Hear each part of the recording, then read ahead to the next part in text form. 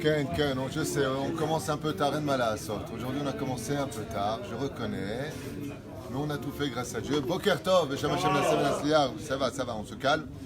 On est aujourd'hui le lundi Maurice, Yatikouijik, le combien? Le 30, si je ne m'abuse, du mois de juillet, et le 18 du mois de Av, Chai, Be'av, Lechaim Tovim, Ul Shalom.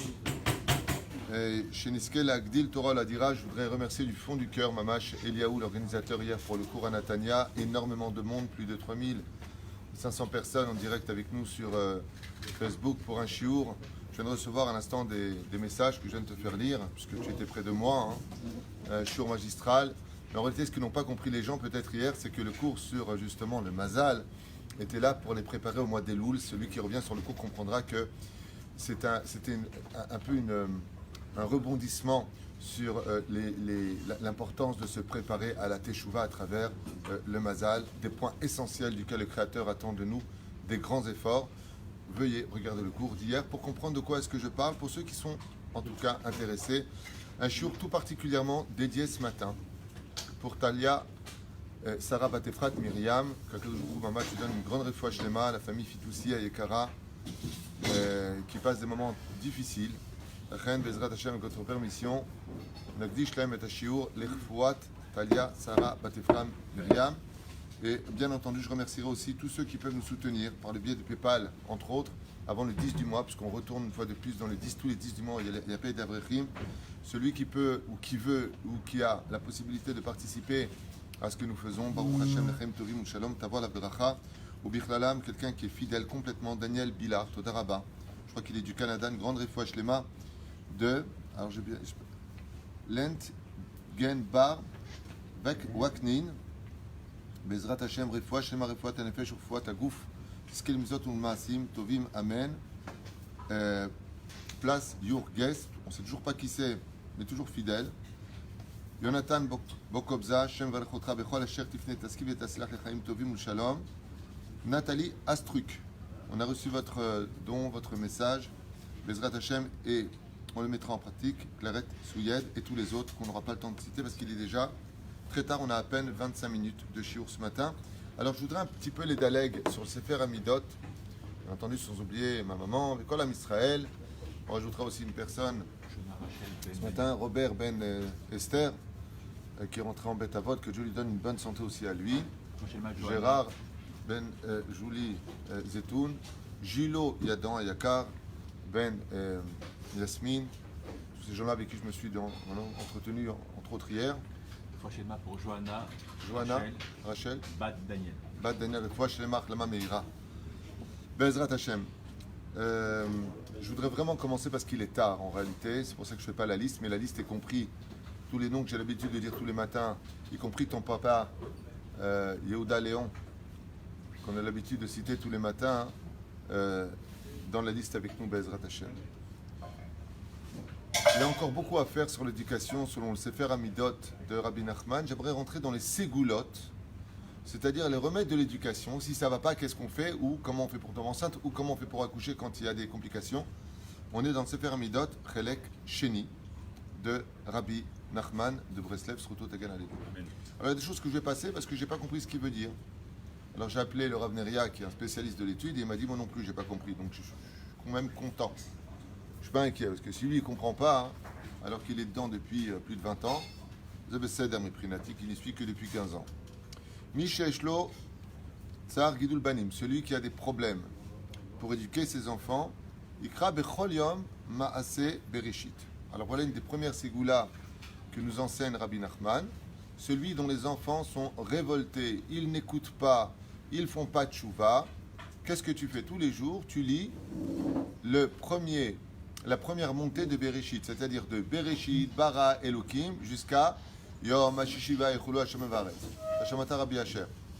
Dit Rabbi Nachman, c'est une chose que tu dois enseigner un peu partout. Rabbi Nachman, il dit dans Sefer Amidot, celui qui a des enfants qui sont révoltés, ils ne veulent pas faire tchouva, ils ne veulent pas la tzniut, ils ne veulent pas étudier la Torah. L'orotzim, Omer Sgula Nifla'a. Tous les jours, il lira Maaseh Bereshit, Bereshit, Bar Elokim, jusqu'à Yom HaShishiva Echulu.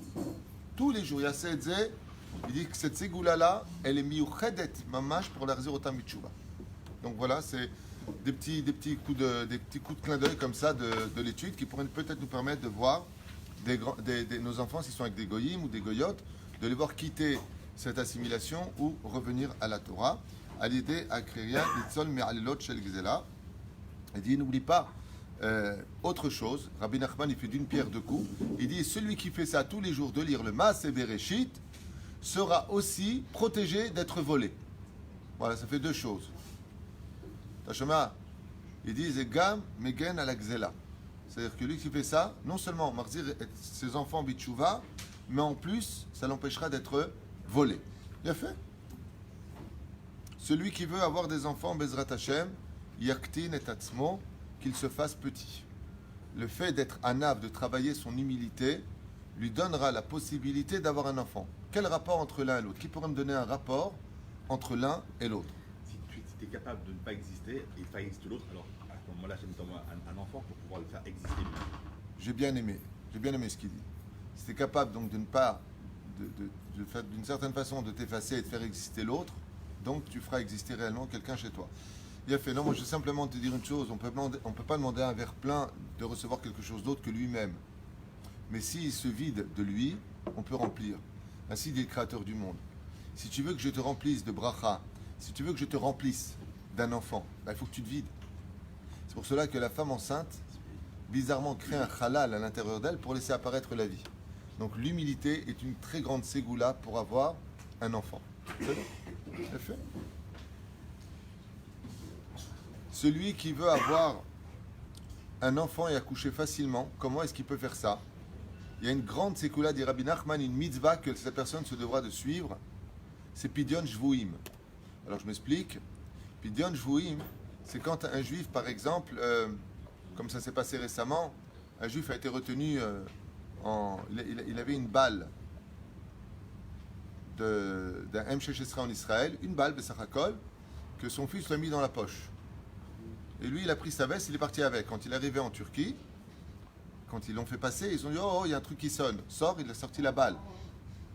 Et lui, il ne savait pas qu'il avait une balle d'un M6 de son fils qu'il avait posée dans la poche. Ouais. Il s'est fait arrêter. Et donc, il s'est fait arrêter et ils l'ont amendé d'une somme importante. Tant qu'il ne payait pas cette somme, il ne pouvait pas revenir au pays en Eretz Israël. Ça s'appelle Pidyon Shvuim. Celui qui, par exemple, en tant qu'un juif est retenu, comme ça se passait à l'époque avec les Romains, avec les Arabes, dans les pays arabes, ils retenaient des juifs, il fallait payer en contrepartie de cela une slom. Celui qui prend cette mitzvah-là de participer à payer cette somme, non seulement sa femme tombe enceinte, mais en plus elle accouchera comme une lettre à la poste. Comme ça dit Rabbi Nachman. Ishtadlut, la ishtadlut, ça veut dire l'effort de participer à la mitzvah de Pidyon Shivuim, de libérer un otage, Mesugal Leolada. Eh bien, non seulement la femme tombe enceinte, mais de qui plus est, elle aura une facilité, grâce à cette mitzvah-là, d'accoucher facilement. J'avance. מי שקמים עליו רבים וחולקים עליו על אמונתו והוא עומד כנגדם וטועם שכנגדם דברים הנתקבלים על ידי זה זוכה לבנים רבים והעולם נתמלא מזרעו. Celui qui voit quelques personnes se lever contre lui sur sa émouna. Là, une émouna, bien entendu, on parle de quelqu'un qui est dans la vraie émouna. On ne parle pas d'un réformiste, on ne parle pas d'un fou ou d'un malade mental ou d'un orgueilleux ou de quelqu'un qui se prend pour ce qu'il n'est pas.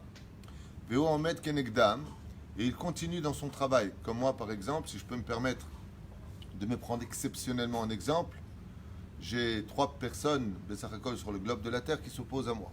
Pas beaucoup, j'en ai juste que 3. Baruch Hashem. Et heureusement qu'ils sont là, parce que ça voudrait dire que j'irai dans le sens du poil aussi.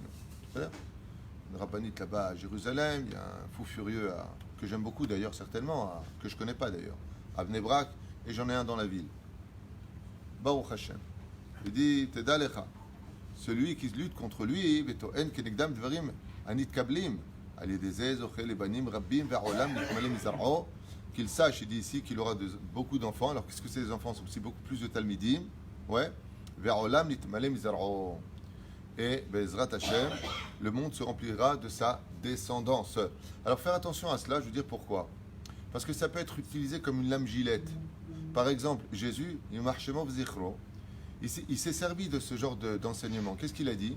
Il a dit, c'est normal, tout le monde est contre moi. Je suis dans la vérité, tout le monde me saute dessus.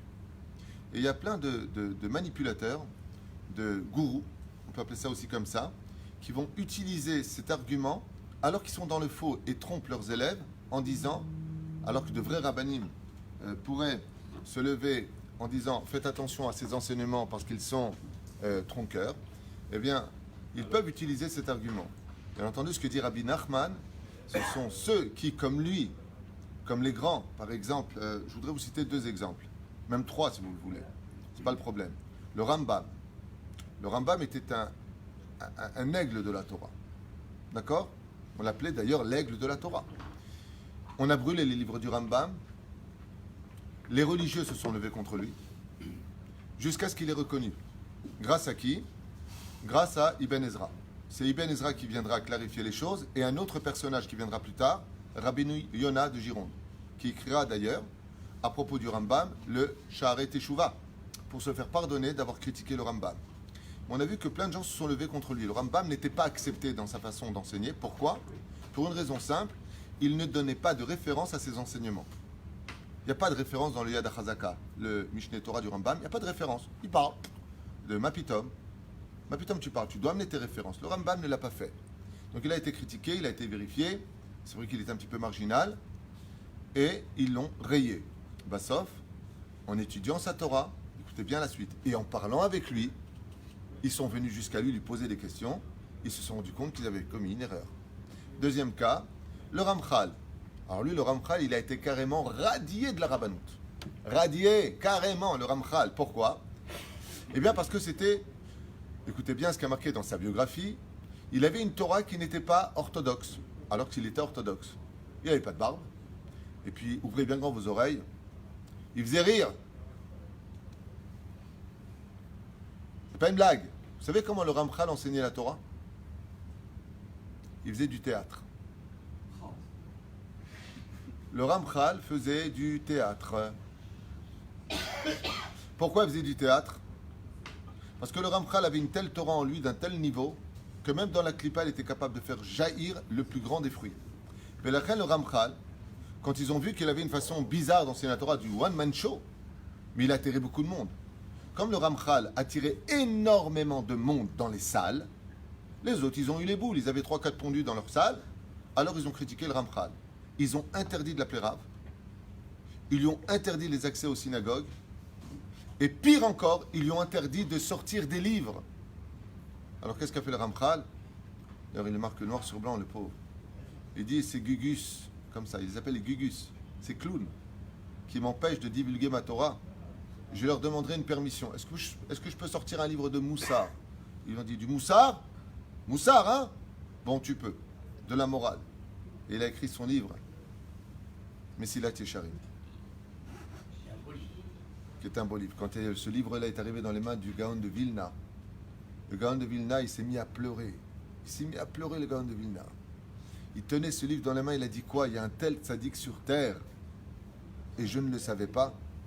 Je demande au ciel de me donner le mérite d'être celui qui lui apporte le café. Le Gaon de Vilna, quand il a lu le Messilat Yesharim, il a dit, je demande au Créateur d'être son mécharet. On lui a dit, tu peux pas. Il dit, pourquoi? Maurice, il est content parce qu'il m'a apporté un café ce matin. Je suis pas le Ramchal, il n'était pas le Gaon de Vilna, Maurice.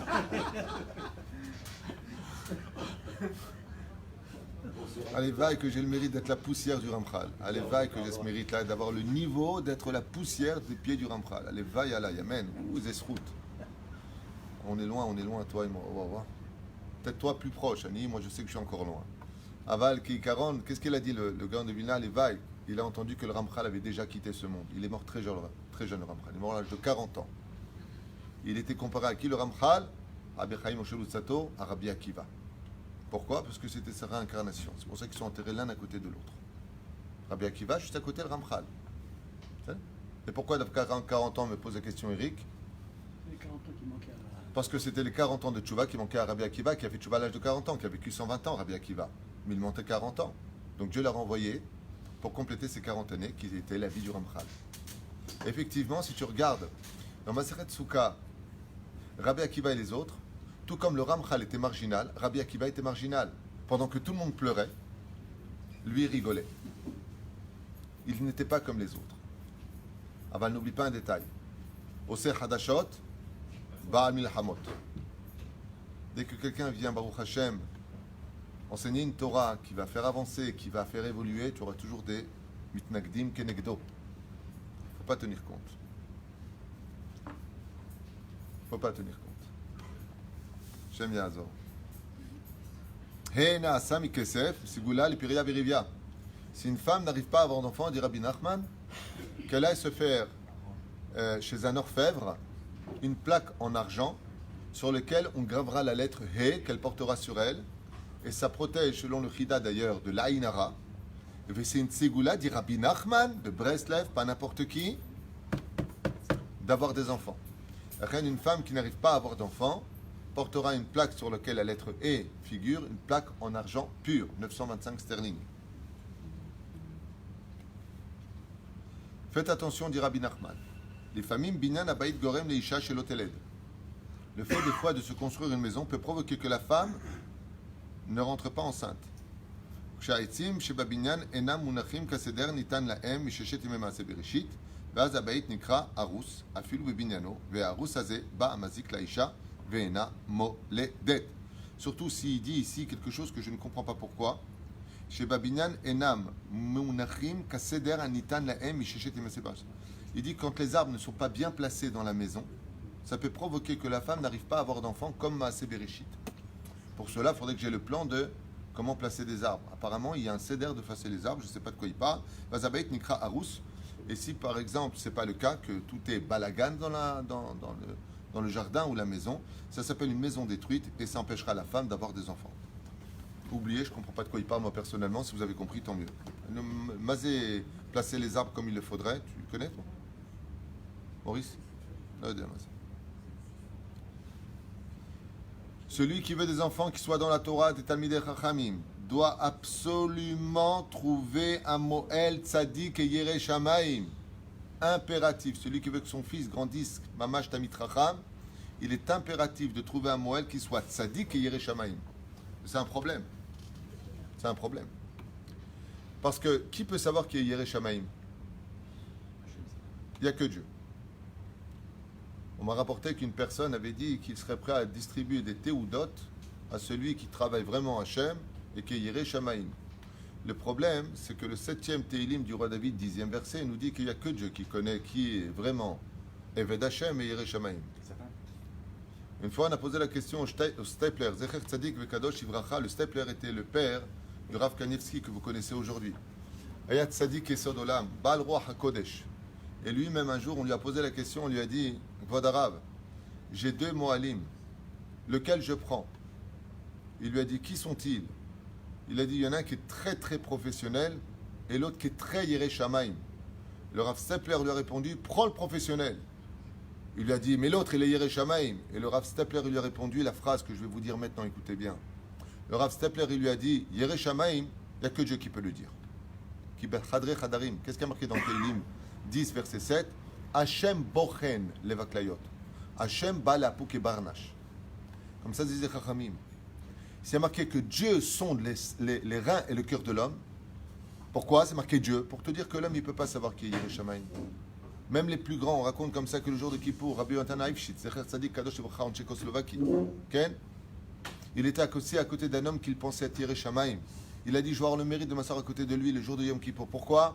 Comment il priait, comment il était dans son coin, il regardait personne, Ayalomek, pas de bitul Torah, Shum Davar. Le jour de Kippour vient le Gabaï et il le fait monter après 2-3 personnes. Il lui fait un scandale, il illumine en public. T'as pas honte? Moi, tu me fais monter après lui. Pourquoi lui? Qu'est-ce qu'il connaît en Torah? Rabbi Yotan Aïfshit s'est rendu compte, il a dit, Torah yeshbo, avalirat shamaim enbo. La Torah, il en a comme Google, mais la crainte du ciel, il n'en a pas du tout. Même Rabbi Yotan Aïfshit, il ne pouvait pas savoir qui a de la Yirat Shamaim ou pas. Personne ne peut distribuer des théoudot à qui Yerei Shamaim et qui est Eved Hashem. Personne ne peut le savoir. Pourquoi? Parce que c'est un rôle que Dieu n'a pris que pour lui. Personne. Bien au contraire. La Gemara nous dit, Chabdeu et Chajdeu. La Gemara nous dit, tu dois honorer et respecter toute personne, mais tu dois aussi te méfier de toute personne. Ni tu vois le chapeau, ni tu vois la barbe. L'habit ne fait pas le rabbin. peut avoir des gens, meot pshutim, des gens simples, qui ont beaucoup plus de valeur aux yeux d'Hachem que des gens avec un chapeau et une grande barbe. Et fais très attention, tu peux tomber sur des gens qui ont un chapeau et une grande barbe et tu ne sais pas à qui tu as affaire. Ce sont des gens d'une dimension de Hirat Shamaim dont tu n'imagines même pas une fraction de seconde de qui tu parles. Tu ne sais pas qui sont les gens. On l'a dit d'ailleurs souvent mon épouse, on ne connaît pas vraiment les gens. Tu as des sourires devant, tu as des bonjours devant, et derrière ça t'assassine. Et des fois tu as des gens qui sont un peu durs, mais ils n'ont jamais dit un mot de travers sur toi. T'as l'homme akir, t'as le d'un mihu ve mahu, ça c'est que Dieu qui sait. C'est pour ça que le jour de Rosh Hashanah, Dieu visionne toutes les âmes. Pourquoi Dieu y visionne? Parce que toi tu ne peux pas savoir.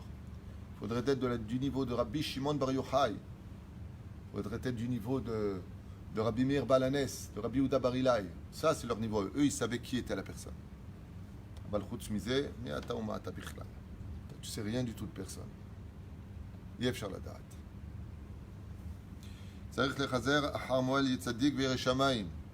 Donc qu'est-ce que c'est dans ce cas-là si on ne sait pas? Alors comment on peut le prendre? Qui peut me donner la réponse, monsieur Lévy? Tu dois prendre un Moël qui soit tzaddik et Yere Shamaim. Alors comment, si je ne peux pas le savoir, je peux le trouver? Il y a une réputation déjà. Excellente réponse, c'est tout ça, vous avez dit le mot. C'est très simple. Shulchan Aruch, il dit, prends un Rav ou un Moël de bonne réputation. C'est-à-dire, il y a encore un autre moyen pour ça. Une fois, on m'a posé la question à Jérusalem, Tibanem et Tikonen. On dit, Rav Tuitou, quel Moël vous me conseillez? Je lui dis, prends le Moël que prend le Rav Ovadia Yosef. Le Rav Ovadia Yosef, il a toujours deux Moëlim qu'il a toujours pris avec lui. Le Rav Reuven Elbaz et le Moël Chacham Sasson de Bnei Brak. Si le Rav Ovadia Yosef, il prenait les deux, tu peux être certain. Il prenait toujours le même païtan, le même chazan. Qui? Le Rav Moshe Habusha. Le Rav Ovadia Yosef, s'il disait une fois à Kippour, par contre que Moshe Habusha, il a toujours été Mamash Ben Baït sur le Rav Ovadia Yosef. Le Rav Ovadia Yosef, il adorait Moshe Habusha. Et une fois, Yom Kippourim, pendant les Slichot, le Rav Ovadia, il a demandé à Moshe Habusha de prendre la suite de la païtanout, de la prière exactement. Et il y a un homme comme ça qui se lève et qui dit, pour monter, tu sais, la ptichata echal, $10,000, $15,000, $20,000, $50,000. Et le Rav Ovadia Yosef, comme ça, il lui a dit à Kippour, 50 000 ou pas 50 000, est-ce que tu peux faire un Ma'awal de Moshe Habusha? Il a charrié, style. Si le Rav Ovadia, le Rav Yerbach, Alav Shalom, le Rav Eliashiv, le Rav Teiman, tous les Gdolim, s'ils prennent quelqu'un et te disent, toi tu viens avec moi, tu es Hazan, c'est une réputation, c'est une étiquette, c'est une référence. Quand tu prends pas un Moël qui est bon, comme une fois il y avait un Moël en France, tout ce que là où il y avait de l'argent, il était là pour faire la Brit Mila comme tu veux. Comme tu veux, il n'y a pas de problème, Shabbat, pas Shabbat, les gens vont transgresser, pas transgresser. Il dit, Teda lecha, le Moël, il va influencer sur l'enfant, tu n'as même pas notion de quoi on parle. Tu sais que ce Moël-là, par exemple, c'est un homme à femme.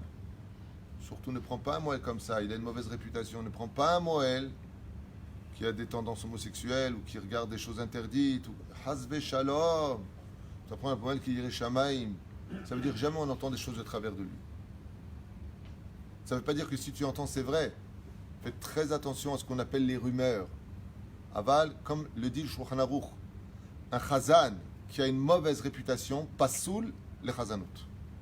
S'il a une mauvaise réputation, il ne peut pas être chazan. Botamida, tu viens pour choisir le Moël, pour un Moël qui a une très bonne réputation. Tu sais qu'il est Yireh Shamaim parce que les gens ils disent de lui, j'ai jamais vu cet homme faire une avéra. Pourquoi? Comment on peut se référencer à cela? La Gemara dans Masechet Avot, elle te dit, Nachon, quand un homme il faute, bah seter, tu peux pas savoir. Quand il est dans sa chambre et qu'il faute, toi tu peux pas savoir. Mais on a une promesse de Dieu que tout celui qui faute, bah seter, dans le cachet des yeux des hommes, Dieu le dévoilera. C'est ce qu'on appelle la réputation. C'est vrai que tu as fauté dans l'endroit où personne ne pouvait te voir, mais Dieu finira par dévoiler aux yeux de tous que tu as fauté dans le secret des choses. Surtout qu'il soit un Moël professionnel. Des Moalim, la vérité, que Dieu les bénisse, comme Rabbi Yaakov, Amsalem, David, le docteur David, j'ai oublié son nom, comment il s'appelle, Adalet. C'est des professionnels. Il y en a d'autres, bien, il y en aura pour eux. Tu sais pas tu sais pas ce qui se passe. L'enfant, il hurle, mais il faut voir, le sang, il gicle de partout. Une fois, avec Rabbi Asher, on était ensemble face à un Moël, on s'est regardé, lui et moi, on était bouche bée. Un massacre. Après, on prend un Moël qui a une bonne réputation, qui sait faire bien la Brit Mila, et qui n'a pas besoin de faire pleurer l'enfant pendant des décennies, et qui n'arrive pas à retourner. Mazé. Yirei Shamaim ve'yoda la'avod. יכול להיות שלא יהיה מוליד, חס ושלום, הנימול על ידו, גם על ידי שהמועל אינו טוב. לא עלינו ולא עליכם, c'est la première fois que je lis ce que je viens de lire.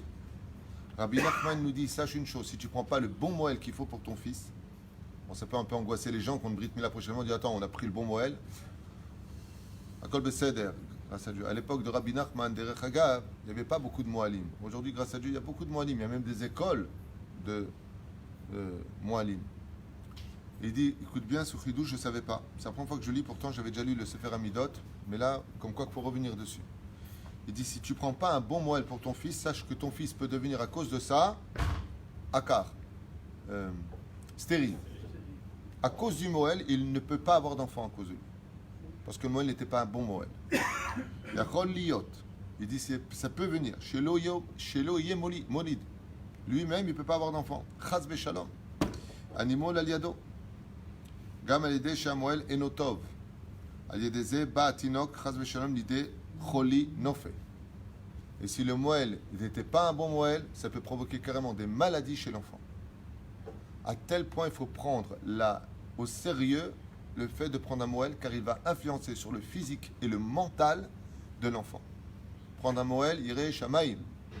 Un Moël, normalement, n'a pas à demander de somme.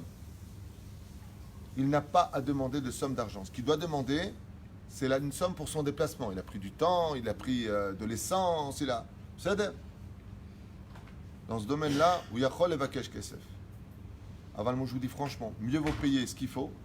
Il y a quelqu'un qui m'a dit la dernière fois, j'aimerais bien prendre ce Moël, et je connais très bien ce Moël, mais il prend 2500 shekels pour la Brit Mila, ce qui est énorme. Je lui ai dit, mais franchement, il les vaut. Et il l'a pris. J'étais à la Brit Mila dans la salle, et il l'a pris. C'est-à-dire, tu n'as même pas le temps de voir la Brit Mila, que l'enfant il est Ma'oul, il a fait Meod. Et derrière Hagav, ce Moël-là, je ne peux pas lui faire la pub, c'est pas joli. Aval Baruch Hashem Yirei Shamayim. La Torah, Marzik Belom de Torah. Tu vois comme ça, il y a un monsieur avec une kippa sruga, il a une kippa sruga. Aval Ben Adam Zahav, je l'aime énormément. Je le connais particulièrement bien. Il est référencé par toute la Rabbanout. Osé Mamash Avodat Kodesh. Aval, tu vois pas quelqu'un de sérieux comme ça. Quand tu le vois, tu vois un plaisantin. Aval, c'est Brit Milot, Chaval Alazman. L'enfant, quand il fait la Brit Mila, il fait ça. Aïe. Je te promets, c'est un truc de ouf. Ouais, c'est aïe. Non, c'est tout. Mais il faut voir, au moment où il coupe, au moment où il met la couche, ça prend 2 secondes. Il te montre l'enfant en 2 secondes, et l'enfant il a le sourire, et comme ça, c'est bon.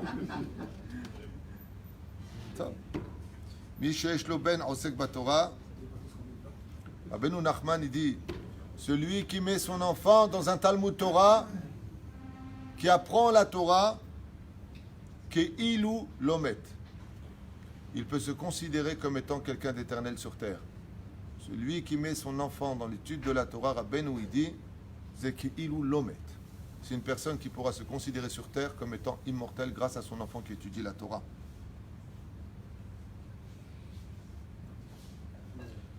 Un enseignement d'une valeur inestimable que vous allez entendre de Rabbi Nachman, qui met en garde les femmes enceintes qui vont accoucher, qui fabriquent du lait dans leur poitrine. Rabbeinu, il dit, tu ne te rends pas compte combien le lait que va boire ton enfant va être un moteur pour toute sa destinée, toute sa vie durant.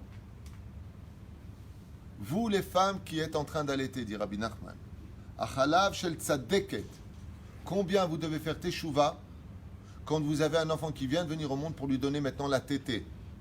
Il dit pourquoi? C'est incroyable, parce que du côté médical, pourquoi est-ce qu'on donne le lait de la poitrine à l'enfant? Pourquoi on ne donne pas du lait normal ou du lait de, je sais pas, c'est leur poudre? Parce que tous les anticorps, toute la force que la femme elle a en elle, elle va le passer à l'enfant. Rabbi Nachman, il te dit, tout comme physiquement l'enfant va se rendurcir pour lutter contre toutes les problématiques de la vie, il dit, sache que ce lait-là, il est très influençable aussi sur quoi? Sur la neshama de l'enfant. Comme on le verra avec Rabbi Udanassi et Antonin. Comment se fait-il qu'Antonin, Antoninus, empereur de Rome, il ait fait une teshuva comme aucun goy? On dit de lui qu'il sera à la tête de tous les guérim à la fin des temps, plus que Yitro. Il dit pourquoi? Il dit parce que c'est la maman de Rabbi Yehuda Anassi qui a donné le sein à ce goy. Parce qu'il a tété le lait kadosh de cette grande sadéquette qui était la mère de Rabbi Yehuda Anassi, que sa neshama était apte à recevoir toute la Torah et qui s'est converti au judaïsme et que son nom a été béni par le créateur du monde. Antonin, l'empereur Antonin. Ouais. Maintenant, écoutez bien ce qu'il dit Rabbi Nachman. Il dit, ne crois pas que maintenant que tu as accouché ton enfant, tu dois être pas vigilante. Sache que le lait qui est en toi va prédestiner toute la doucha de l'enfant ou pas. La reine, tu dois tout faire pour devenir une vraie tzadékette maintenant que tu as du lait dans ta poitrine. Parce que ce lait qu'il va boire est empreint des midotes de ce que tu es. Tu vas les passer à l'enfant. La reine, écoutez bien. Achalav shel tzadékette, hu tov latinok. Il est bon pour cet enfant. Les quoi? De lui mettre, écoutez bien, de la irat shamaim. De la irat shamaim. Vegam notnot lo memshala ba'olam hazeh.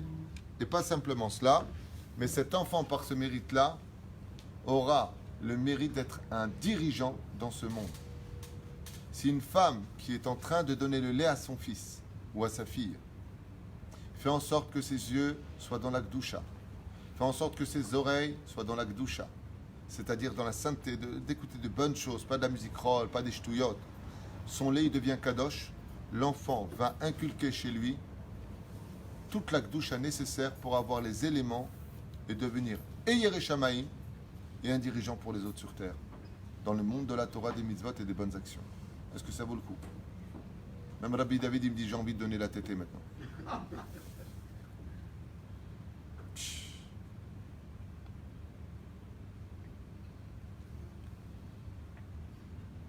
Quelqu'un qui voit ses enfants qui partent de la Torah,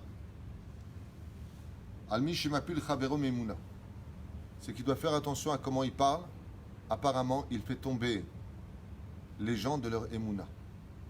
Celui qui fait tomber quelqu'un de sa Emouna, hein, il voit ses enfants partir du chemin de la Torah. Sheeshlo Shlom Malchut Aliedeze Noladim Be'Israël Banim Baale Ora. Celui qui vit en paix avec la Malchut, c'est-à-dire avec le gouvernement, Shechai Beshalom Itam, Sheesh Shalom Malchut.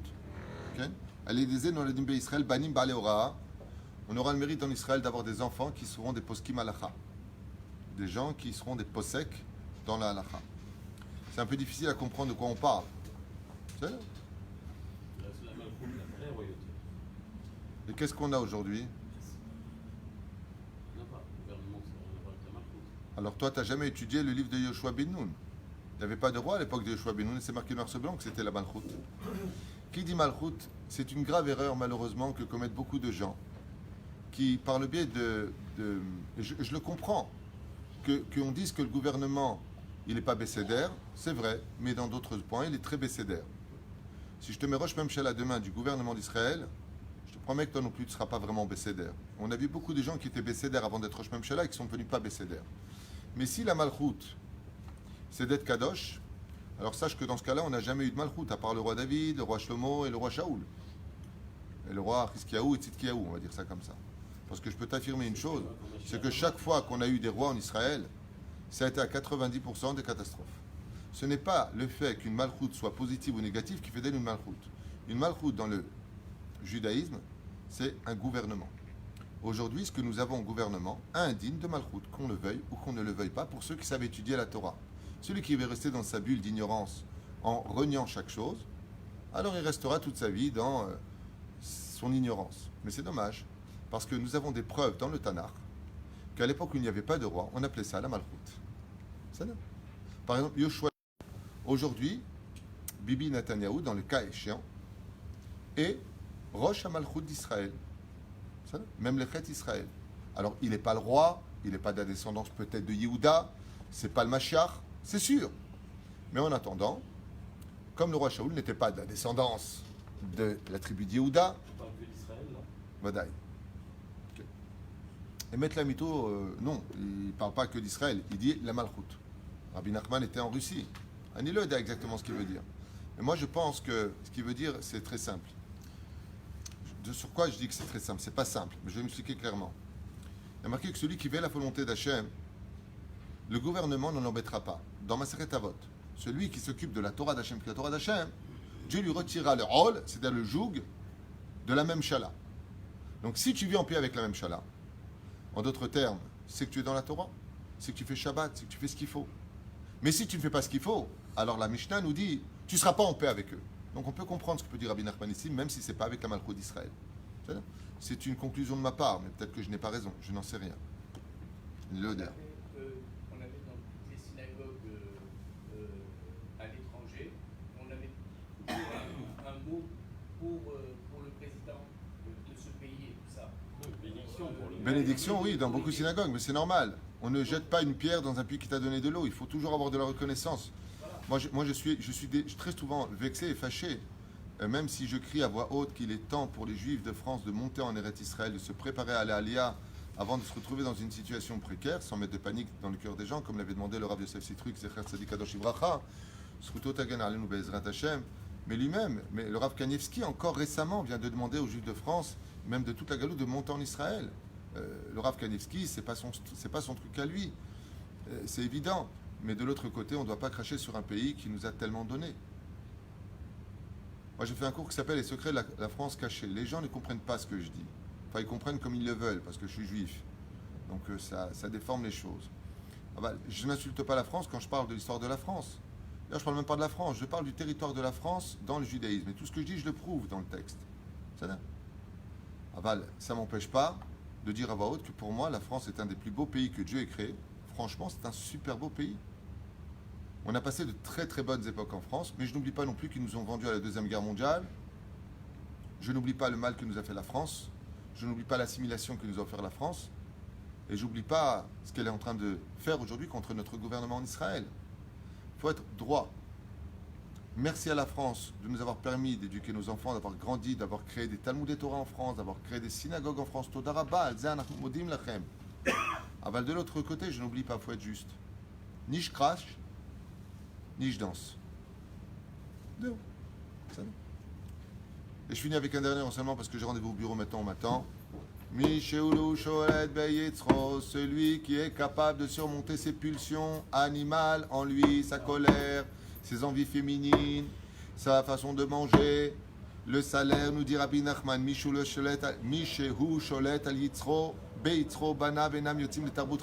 aura une promesse que ses enfants ne sortiront jamais les tarbut ra'a dans d'autres cultures négatives. Il restera dans le judaïsme valier des mamonomid barer. Et s'il veut une bonne parnassa, c'est ça le vrai chemin. Il dit Rabbi Nachman, celui qui est capable de surmonter sa colère, de surmonter ses envies, peu importe lesquelles, il peut être certain que ses enfants font tchouva et que la parnassa attrapera jusqu'à sa porte. Valier des lo yaver l'idée nisayon. Et mieux que ça encore, dit Rabbi Nachman, eh bien, Dieu évitera de le mettre à l'épreuve. Pourquoi? Parce que toi-même, tu t'es mis dans une situation d'épreuve où il n'y a plus besoin d'aller au-delà de cela. Tu aurais dû te mettre en colère, tu t'es préservé. Il aurait été légitime qu'à ce moment-là, eh bien, tu fasses tel et tel acte, et tu ne le fais pas. Tu t'empêches. Tu es un roi dans ton corps. Il y a 3 salaires qui te reviendront. Tes enfants resteront sur le chemin de la Torah, Bezrat Hashem. La Parnassa sera tapie à ta porte, Baruch Hashem. Et le 3e, je ne me rappelle pas. C'est pas grave. Et tu ne seras pas mis à l'épreuve par le Créateur du monde. Que Dieu ne nous mette jamais à l'épreuve. Mais c'est 3 salaires que Dieu te réserve parce que tu auras été capable de surmonter ton côté. Eh bien, c'est Maïesh, c'est ce que je suis. Non, deviens meilleur. Quand on parlait des arbres tout à l'heure, c'était les hommes, l'homme ou... J'ai jamais entendu c'est quoi.